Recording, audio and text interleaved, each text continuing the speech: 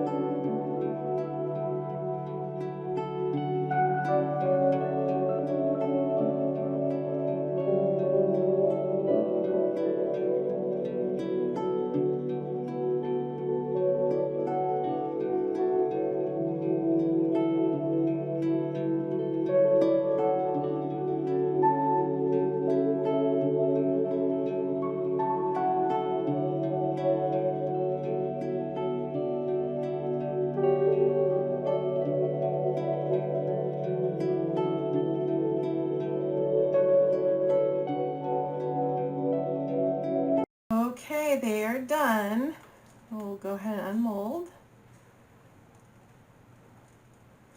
and see how they look. They're very pliable still, so we'll have to put them on something flat. There you go. That's the back. And then you can kind of see the sides, how the gold flake. I mean, that's really pretty.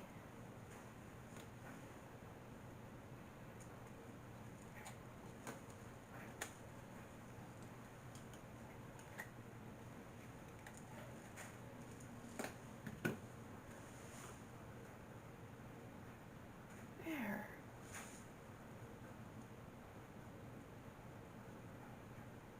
Okay, so those are our new coasters.